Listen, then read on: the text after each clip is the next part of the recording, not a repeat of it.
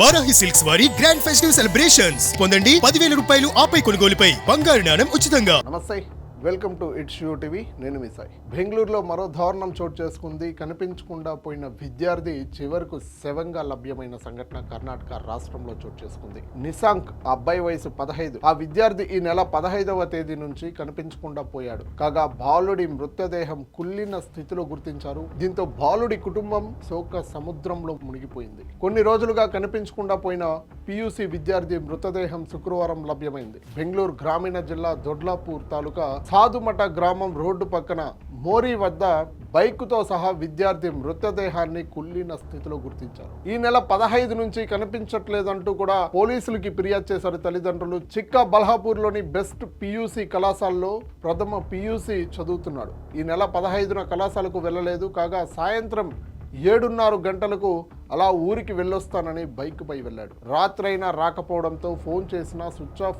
అంటూ సమాధానం వస్తుంది. దీంతో తల్లిదండ్రులు చుట్టుపక్కల ఉన్న స్నేహితుల్ని మిత్రుల్ని కూడా ఆరా తీశారు. అయినా ప్రయోజనం లేకుండా పోయింది. 16న కనిపించట్లేదని చెప్పి మహిళా పోలీస్ స్టేషన్లో ఫిర్యాదు చేశారు. చివరకు శుక్రవారం అతడి మృతదేహం లభించడంపై కుటుంబంలో విషాదం నెలకొంది. ఎవరో ఉద్దేశపూర్వకంగా హతమార్చి ఉంటారని కుటుంబీకులు అభిప్రాయపడ్డారు.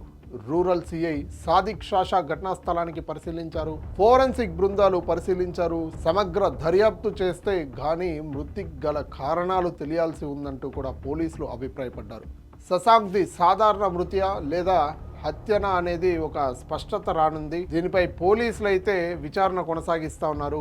దీనిపై సీసీటీవీ ఫుటేజ్ ఏ టైంకి ఎక్కడి నుంచి వెళ్ళాడు అంటూ కూడా ఆరా తీస్తా ఉన్నారు. ఫ్రెండ్స్ని కూడా విచారిస్తూ ఉన్నారు. ముందు ఏదన్నా సమస్యలు ఉందా, లేదంటే 15 ఏళ్ల విద్యార్థి చనిపోవడం ఏంటి, అసలు అంత ఇబ్బంది ఏమొచ్చింది అబ్బాయికి అంటూ కూడా పోలీసులు విచారిస్తూ ఉన్నారు. త్వరలో ఈ నిజాన్ని కూడా బయట పెడతామన్నారు. ఏం జరిగిందని కూడా చుట్టుపక్కల ఏ సీసీటీవీ ఫుటేజ్ ఉన్నా మొత్తం కలెక్ట్ చేస్తూ ఉన్నారు పోలీసులు అయితే. ఇంకా దీని గురించి అప్డేట్ అయితే రాలేదనే చెప్పుకోవాలి.